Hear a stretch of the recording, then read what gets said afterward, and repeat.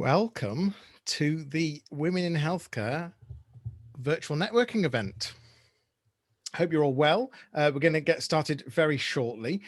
So it's my role just to welcome you all here. I'm your host for this evening. If you would like to have any questions for the panel, please do pop questions in the chat box. We really do welcome questions.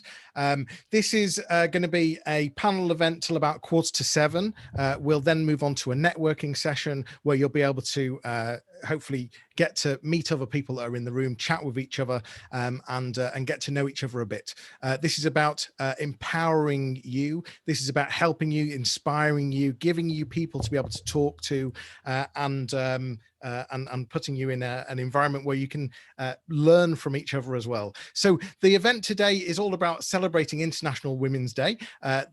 Earlier on in March this month, and Angie Khupe, who is the founder of Women in Healthcare, decided that it would be really good to make this event around women in healthcare and around Women's International Women's Day,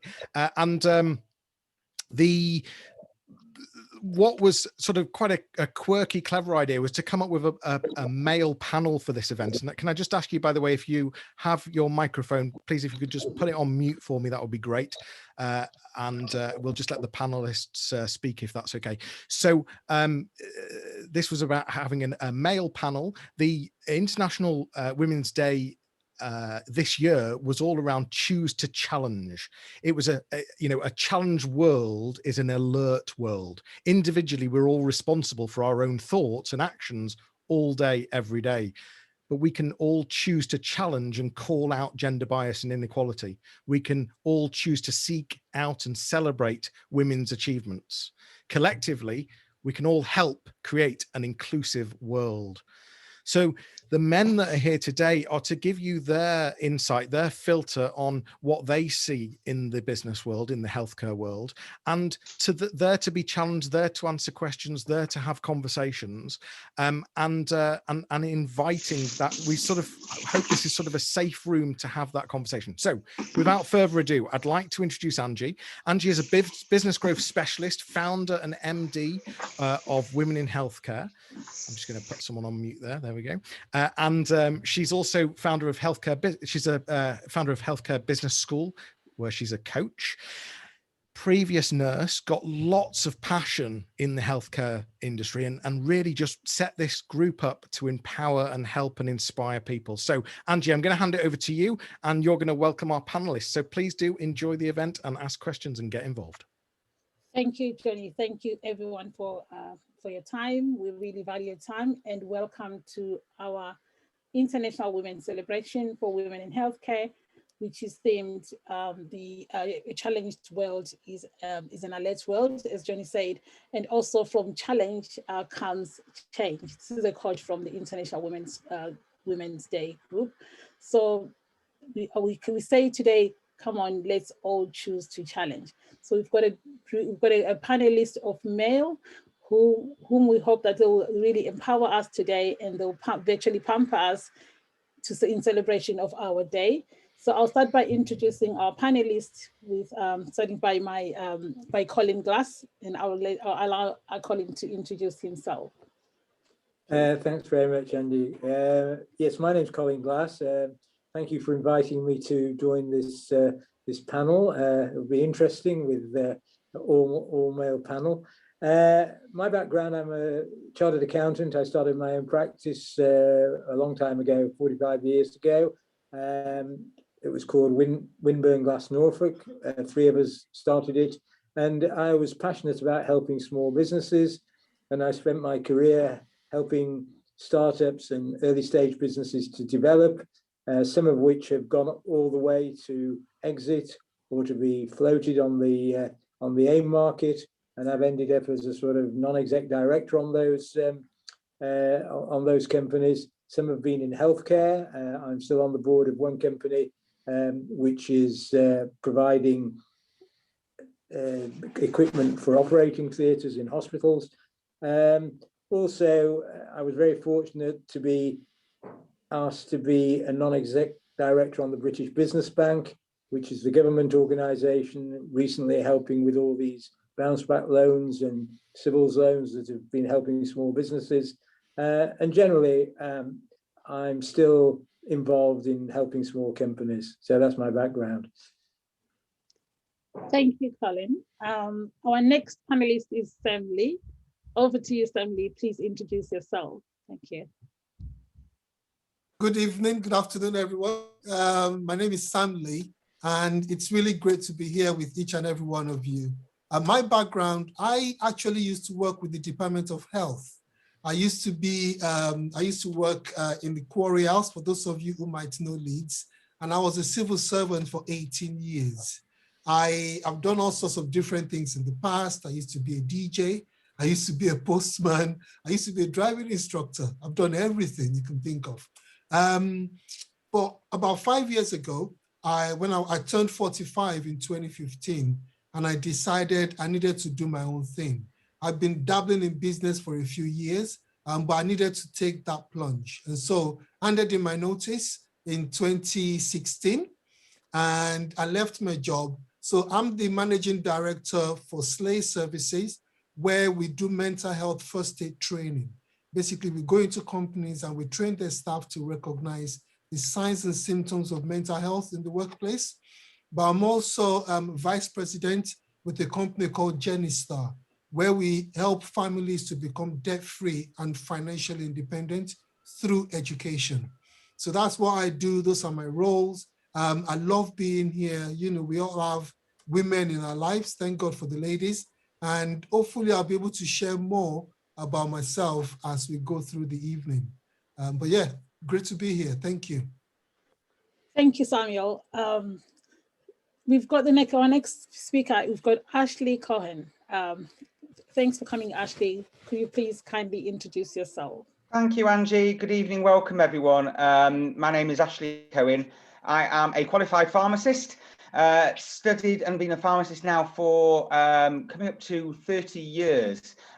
Worked in hospital, I've worked in industry, I've worked for the Department of Health.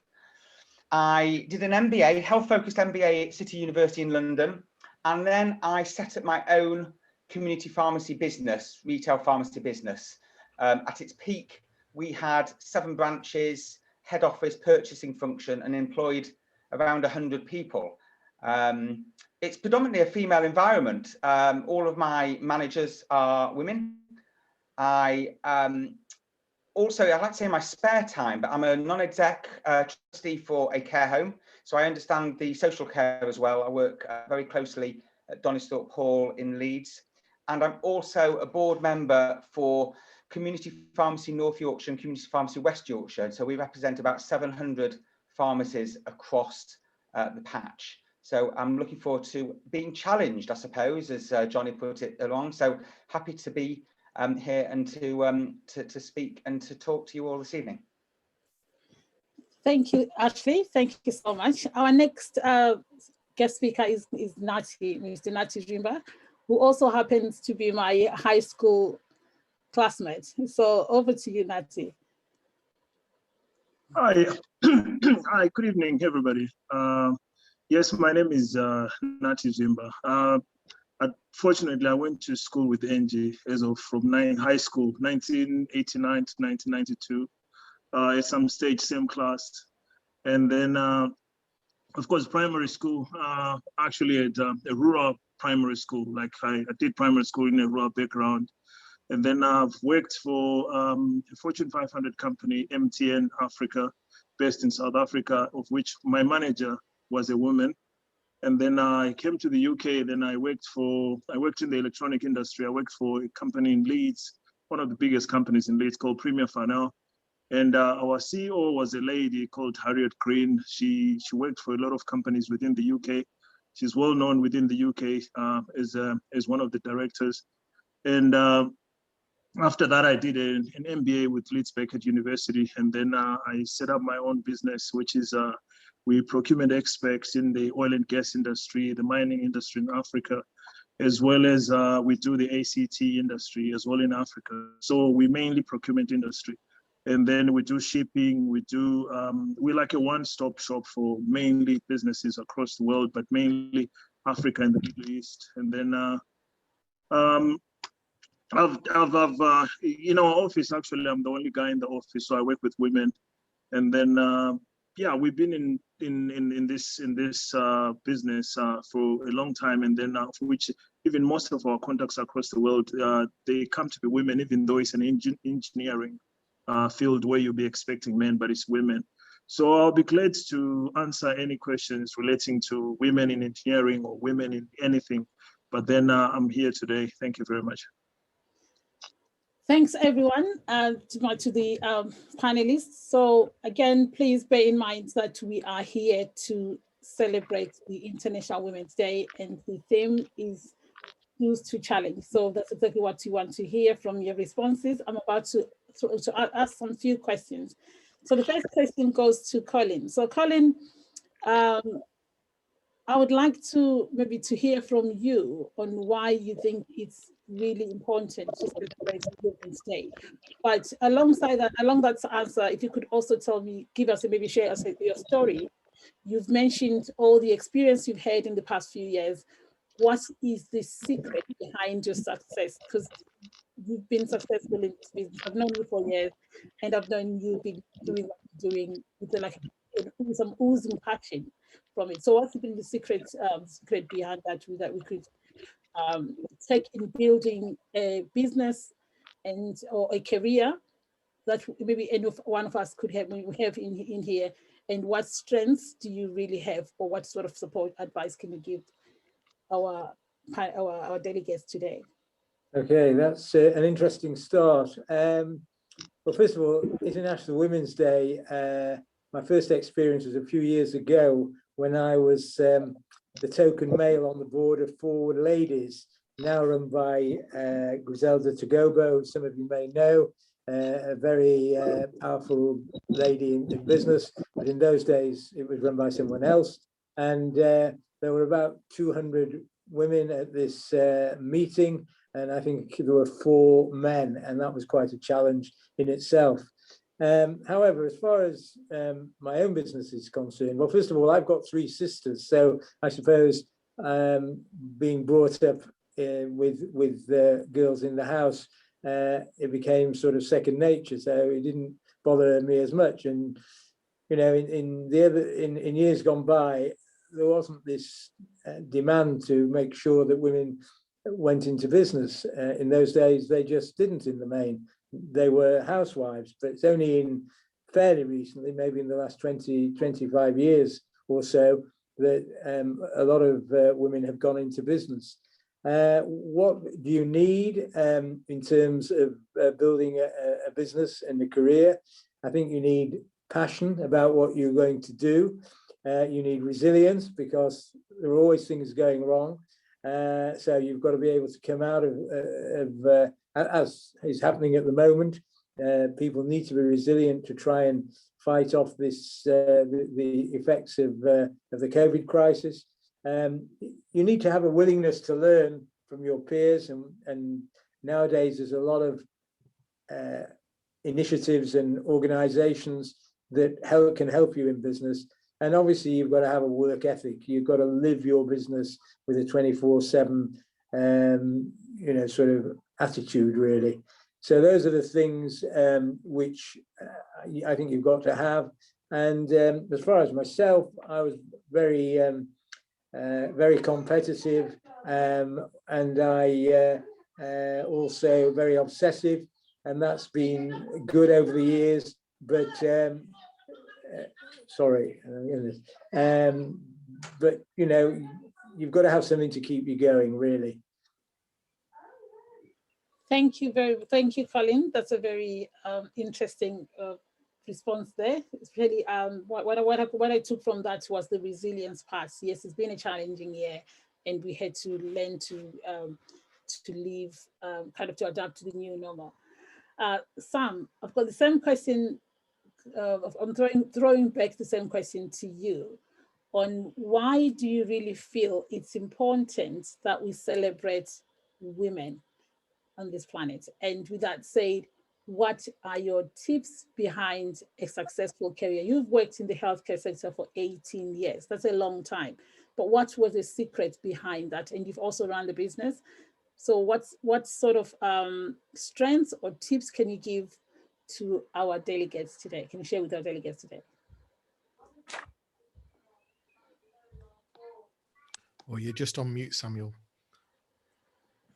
I do this all the time. Do you know, right, that the most used phrase last year was "you're on mute."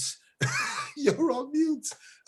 Anyway, I digress. So the question was, you know, what for me, one of the most important things that I think I ever did was having a goal. I think that, you know, I love what Colin said about perseverance. But what really helped me in business, like I said, I was an employee for many, many years, and I always knew what I wanted. I wanted to work for myself. But for a long time, I couldn't do it due to fear more than anything else. And the one thing that helped me, that changed my mindset, was having a goal. But not just having a goal, there's something we call the CCMP, which is a clear, concise mental picture of what you want. And one of the things I did in 2012 was getting a dream board and cutting out pictures with myself, my wife, my children. We cut out pictures, we put it on the dream board, and we stuck it up on my wall in my bedroom. And for me, seeing that every day, it wasn't just a goal anymore. It was now something that was definitely going to happen. So for me, it's a case of, if you want to get somewhere, have a goal, but it's also got to be a SMART goal. You know, it's specific. You know, so 2010, I said I wanted to be debt-free. I achieved that by 2015 because I had a plan. I wanted to work for myself. I did that in 2016. And the only reason I could do that was really having a goal, writing it down, reading it regularly, having a picture up on the wall, and just generally being sold out to that goal. So for anybody here who might want to do anything different, anything amazing, I would encourage you to get something like that together. Have a goal and put a strategy together. Have a strategy of how you're going to achieve that. For me, we need ladies. I was saying earlier that my wife and I were talking the other day, and I said, I don't think women should ever go for any interview. They should just say there's a job. If a woman applies, just take the job. Because women, moms who are looking after families, they manage the finances, they delegate, they do all sorts of things. And I think in my industry, especially when it comes to my mental health training, I see more women signing up to that more than men. When it comes to my financial business, I've got nearly 300 people who are in my business, who are within my business. And I would easily say my champions, the winners, the top people in my business, the top 20 are ladies. And women that I know of are ambitious. They want more for their families. It's interesting because I sit down with couples and I will generally say, what are your goals? And the men will be like, I just want to serve the Lord. And the women are like, no, I want to buy a house. I want my children to go to university debt-free. I want them to go to a private school. And the women generally would have goals. They would have things that they want to achieve. The guys are just like, I'm happy, paying the rent, paying the mortgage, it's all good. So for me, we need more ladies just doing it because you guys you're great. So I think we do need to invest more in women. We need to give women more opportunities to express themselves and just not be afraid and just go for it. I'm not sure if that helps, Angie. I'm not sure if I answered the question there. Yes, you nailed it, Sam. And yeah. Thank you. Aren't we just special? Aren't we just great? Thank you very much, Sam, for kind of reinforcing that statement that we are amazing and we are brilliant. So my next question goes to Ashley. Ashley, why do you think, why do you feel that it's important for us to celebrate International Women's Day? I know you've done so brilliantly in your career in the healthcare sector. You've really got to like top post filled by women. And with that said, my question again, the next question from why you think we should celebrate International Women's Day is, who challenged you and who were your female role models and your influence for you to really be one of the people whom you can really acknowledge as women and say, yes, you are doing a brilliant job, and you definitely, with no doubt. Wow, what a tough question, Angie. Thanks for throwing me under the bus so early on. I think it's always good to celebrate success in whatever walk of life. So, you know, whether it's International Women's Day or three-legged dogs, you know, I think we all have to celebrate success. I think it's so important. Certainly as a business owner, you asked me before about female influences. I suppose like Colin, I was brought up, I had a mum that worked, a hardworking mum, a mum that gave me good family values in terms of, if you want something, you work hard for it. I had two sisters, so I had that kind of hormone balance at home from the start, which made sense. I also, when I was asked to do here, I thought back in terms of my working life. My first two significant bosses were both women, and both very significant people in my life that saw me through the first 10 years. They were my bosses while I was working at Department of Health and the Health Authority. And they instilled a sort of, I can do anything attitude, which is what I needed, because I was very fortunate that I was in the right place at the right time. I fast-tracked through the NHS. I'd like to say part luck, part right place, right time, but somebody believed in my abilities. But my main role model, if you talk about the successes of why we celebrate International Women's Day, I wouldn't be here today without a wonderful partner and wife, because not only she's my wife, but she's also my business partner. And I'm fortunate that my wife gave up a very successful career in television. She was a producer and director on national television programs because she bought into our overall dream. So I wouldn't have been able to grow, to have the creative freedom, to challenge myself and our business without a right-hand woman. So I'm not sat here with the person that knows it all, because I'm actually only part of the answer, and I'm very much aware of my own limitations. So I have been surrounded from birth, Angie, my mum and my sisters, and I'm surrounded every day by people that challenge me, and that's what makes it tick for me. And I suppose that's my own story, having those role models in my life. So I think it is worth celebrating. Thank you very much, Ashley. Thanks for that response. My next question goes to Natty. Natty, why do you think we should celebrate? Just the same question I've been asking everybody. But what's really, why do you feel it's really important for us to celebrate this day? And what barriers have you have you actually experienced on your way, and how did you overcome these? And what discrimination have you actually experienced or had to challenge, let's say, on behalf of women? Or what really are the barriers have you seen that have really been coming on women's way for us to climb the ladder? I would take this with a bit of African background. I think that would be fair, to some of the people who are tuned in, listening. First of all, where I come from is a mother is the one who molds the family into what the family is, especially our behavior as kids and our behavior as young men and our behavior even as men, even as married men. It's all molded by our mothers at home, and then which are women. And then I found out with my experience working for bigger companies, and then every time I start a job, normally the women are more welcoming and friendly, and they tend to show you exactly what you have to do, men tend to talk about things outside work, like what they can do with you outside work, but women tend to show you the everything at work.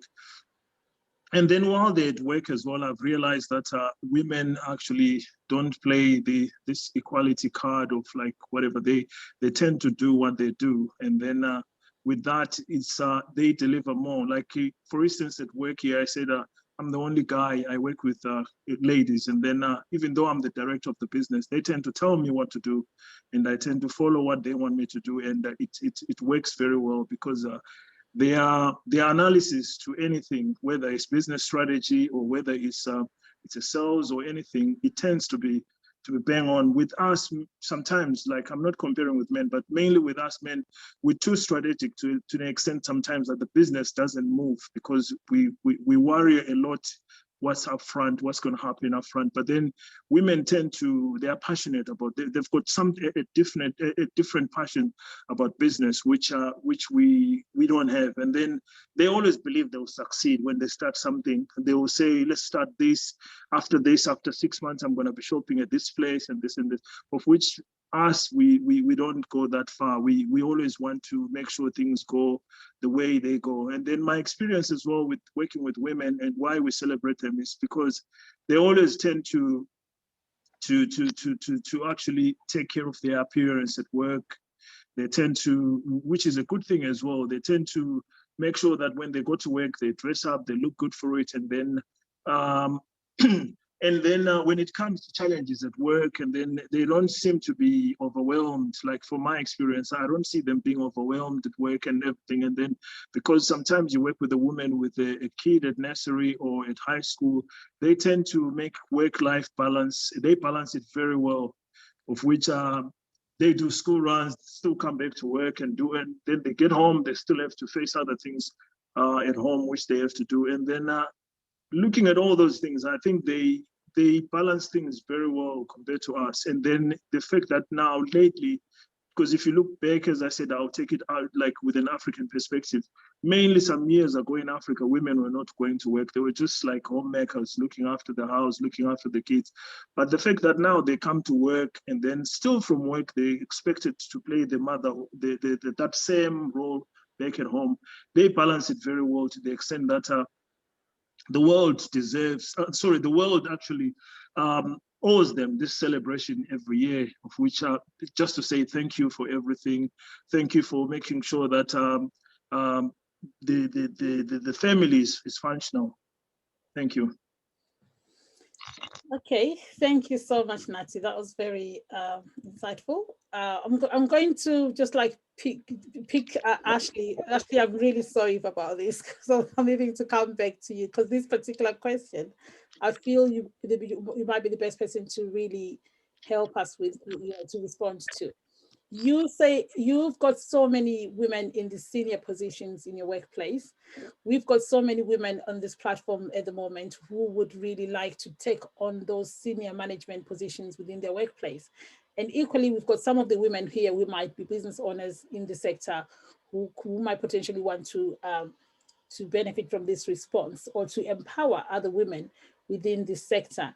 So my question to you is, why are there so many women in the senior position, despite people like you empowering women? So why do you have so many? Why do you think we've got so many few women in the senior positions? And how do you think we can empower? Some of the managers are here listening to this, and some of the business owners are here listening to this. They could actually benefit from your response. Okay. It's a simple answer. Why are they in those positions? The answer is perfectly one-dimensional. They're very good at the jobs. It's as simple as that. I suppose you also have to understand different sectors have different skills, right? So I know in my own industry, number one, I'm not very good at multitasking. Tomorrow I'm a pharmacist all day. I'm doing a clinical session from 8 in the morning till 6 at night. I am not very good at being attentive, compassionate, I'm not trying to tarnish all men with the same brush here, but I juggle a lot of different things in my brain, and what I can't do is some of the softer things that my team do. So they're good at the job and they believe in themselves, Angie. So I don't think there is a magic wand out there, but I also wouldn't want to put a square peg into a round hole. It works, and I think historically pharmacy has had a higher women workforce just because of childcare issues. You could certainly in community pharmacy, it was a very good career years ago. I certainly remember my mum telling my sister it was very good because if you wanted to have children, you could pick the hours. It is very useful, and there is a lot of flexibility, but it becomes because they are good at the job and they can communicate very well. I just wanted to pick up on one point that I've come back on here. Colin talked about representation on the board and at the higher level. I've certainly got women in that operational level. I never really thought about discrimination because it never really happened to me as a white man until recently. And I will share with you 2 experiences in the last year. And I think I've got no problem with it, but I went for a non-exec role and I went for a role on an advisory board at Bradford University. And I was declined both because their feedback to me was they wanted a different representation on their board. And that, you know, for the first time I thought, wow, you know, this is maybe what other people have had for previous years, that, you know, at that time they had plenty of me. They wanted a different representation, and they were perfectly honest about saying that to me. I went back and I didn't have a problem with that. And I think it's only fair now that we rebalance those books, because I think from what I've seen, we've talked about gender mix is important. And I think it's important in the sector, but I think gender equality is essential. And I think there's a balance between those 2 points. Yeah. Can I come in there, Angie? Yes, I was just coming to you with this exact same question. Okay, all right, sorry, because I'm quite interested. As Ashley said, in senior positions in management in business, you do get some cases where, quite frankly, I suppose you can call it the imposter syndrome. The women sometimes feel that they are overawed by the task in hand. Not all women, because I think somebody mentioned Helen Green, and I mean, there are many women that are very good at the senior management, but some feel that they can't do it. And this has been told to me by women. So they need to have confidence, because it's all about equality. You know, like Ashley, being brought up with women around me, and also having partners in business that are women, I never really thought about anything different other than the biological differences. Obviously, they have to be taken into account.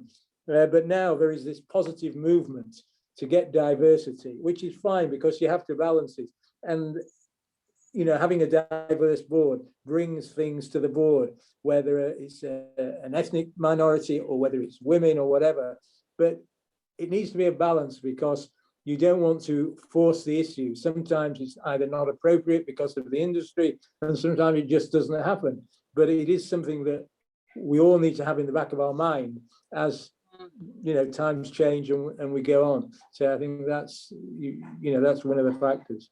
So very interesting response there, Colin. But then the theme for today was saying we want to choose to challenge. So that's exactly what we intend to do, to choose to challenge. So what sort of advice, or how do you think we can overcome this? So what advice are you giving us for us to go out there and reach out for those for the sky and apply and kind of like apply for those roles and not feel like inferior maybe because of our gender? What sort of advice can you give us?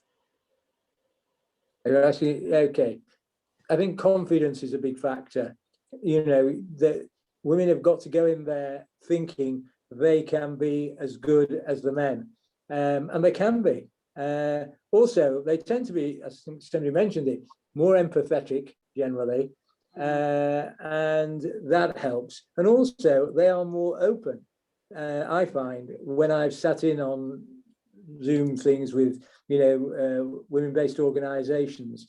It's very interesting to hear how open they are with each other, and on panels where it's all women and a women's group. So those are things that are very important. But there are some very, very powerful women in business, not enough of them. And when I was on the board of the British Business Bank, being a government organisation, they had to sort of ensure diversity. And believe me, there were, I think 30% of the board were women, and they were really top notch.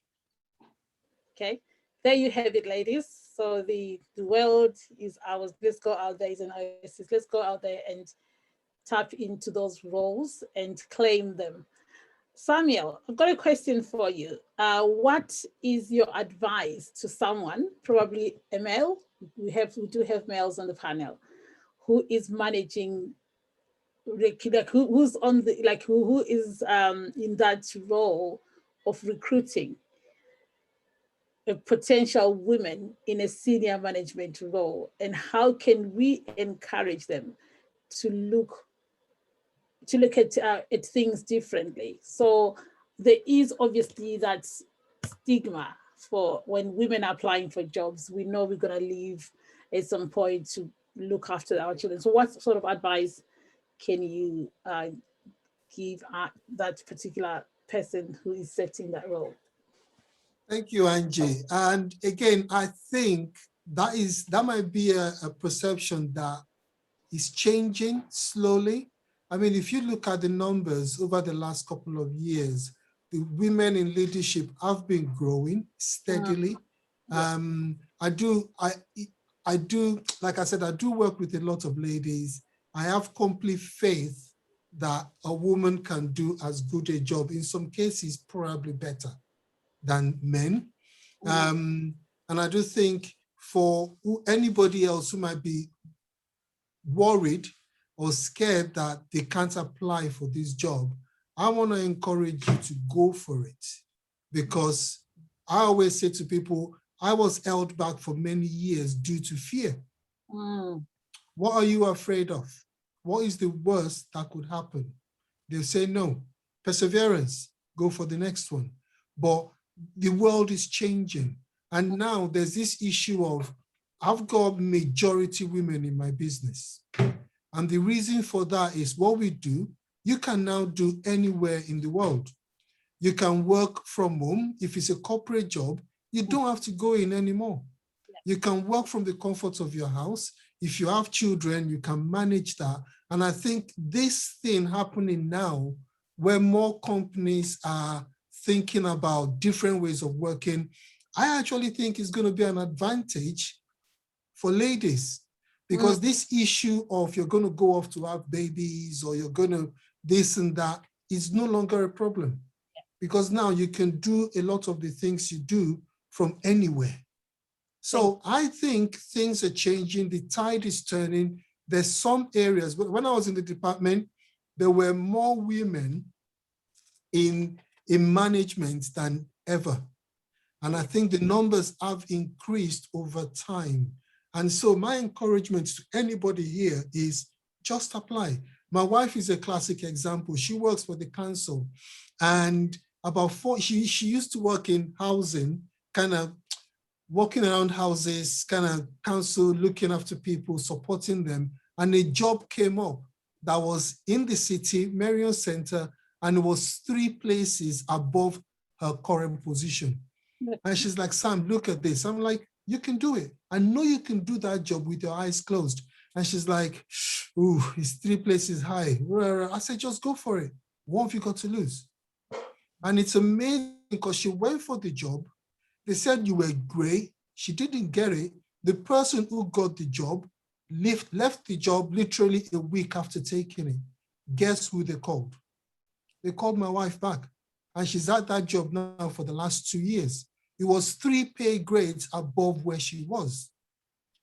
And I think she will go a lot further because she can do it, but it's just the confidence that a lot of us need to overcome. So if you're thinking of it, don't think, just do it. That's what I'm going to say. Thank you very much, Sam, for that response. Yes, still on the theme, choose to challenge. Mr. Zvimba, I've got a question for you. We've got some young women listening to this today, and it is a recorded session which will be posted on YouTube. We would have potentially some young women in the healthcare sector or in any other sector who might be listening to this. What advice would you give to the young women who is contemplating their career? So we have a few already on this platform. So what sort of advice would you give them? Seeing that you've got all this experience, you've made all the mistakes in life, and you've learned maybe not the hard way. What sort of advice would you give to that young girl? Thank you very much, Angie. Just like as I started this conversation, that I had a rural background education, which is totally different and difficult. It's like for a young woman, myself being an entrepreneur, like the first thing I would say is like, yes, of course, you can get a job, but then I think you are better off independent with your own business. And women can actually manage their businesses better than us because they already know the bottom line. Because with us, we want to grow, we want to do it. But then women, the bottom line is they grow organically because they speak to other women. And I find them, they do well as a group than us men. Is like, for example, I'll give you an example, like we've got women in Zimbabwe, they've got projects where they've got building projects, they've got this, but I've never seen one project done by men in doing that. So coming to your question, for a young lady who's in the health sector, and she's caught in between whether to be successful as a boss or to be successful working through the ladder, as some said, you can go for any position which you think you can make, you can actually qualify, or you can, as soon as you get into the position, sometimes it's not as difficult as it looks.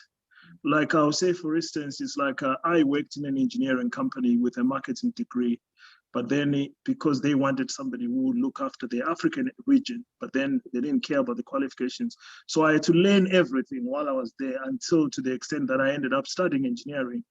So with women as well, it's like if you're in the health sector and then you probably want to be your own boss, you want to start your own business within the health sector, it is possible. And then if there is any advice they need in terms of setting up and everything, the advice is always there even within the panel. The advice is there, and then they can get the advice. And there is nothing better than actually doing that than working. Working is good as well, but then doing that, the thing is it actually gives more, because you don't know your turnover, how much it's going to be. You don't know like what contracts you're going to get. And then it pushes you to another, every year you get pushed. Just for instance, like yourself, Angie, it's like from the time you started now, if you can tell, maybe tell people, like from the time you started, you didn't have all this confidence which you have now, of which it builds with the experience as you go on. So for those who actually want to be like you, or who want to set up within the health sector, it is a big industry, and a very good industry for women, because there's a lot of empathy within the health sector. It's not like digging or maybe owning a boxing, whatever. It's different. So I would advise that if they can actually go into it, but on a business way. Thank you very much, Mr. Jimba. Because of time, I'll just throw in one more question to Colin. Colin, I'm sorry, because this is going to really be one of those questions which you might feel that I've just literally thrown you under the bus. The question to you is, what about the diversity issue? Because diversity issues. Yeah, so my question is, are there any lessons that you as a male should like maybe look into, like championing maybe broader diversity? So to say, yes, you've seen it happening. Can we talk about this? Are we really ready for this topic of diversity issues, either in the workplace or any other places? Yeah, well, obviously education, both in the home and in schools, and generally education is very, very important, because discrimination is still rife. I know it a little bit because I'm Jewish, so you have it, but obviously it's worse in the BAME situation and with women. So we have to have education to understand that everybody should be treated with respect, and that, you know, it might be naive to say, but all people are equal. But it doesn't work like that in reality. And I think if you are in any way different or appear to be different in a situation, you have to sort of live with that. And of course, it would be reversed perhaps in Africa if you were, you know, a white guy trying to get a job. It may be the same thing, but, you know, I think it's not going to happen overnight. But I think things are changing, and wherever I see it now, I don't come across that much discrimination or see much discrimination in business. Obviously there is some, but I think there is an encouragement for diversity, because different people from different backgrounds, whatever they are, can add something, add value to a business. And this is classic, it's been mentioned today. So I think those are the issues. You've got to be realistic, but you've got to work very, very hard to educate people that you know, diversity is not only right, but makes sense from a value-added point of view. Thank you very much, Colin. Because of time, I'll have to pass the mic back to Johnny. Thank you very much to the panel. And Johnny, over to you. What a fantastic, fascinating conversation. And I can see just in the chat box the number of comments that we've got and how people can relate to this. And so that's been really good. This is all about networking as well. It's all about putting you together, being able to speak to each other, being able to learn from each other, being able to be inspired from each other. There's a link to the Facebook group, which was in the chat. I'll drop it again. But thank you to all the panelists. Thank you to Angie. What we're going to do now is we're going to do a bit of networking where we're going to put you in a room. So you stay here, stay on Zoom. You're going to get put into a room where there'll be 4 or 5 of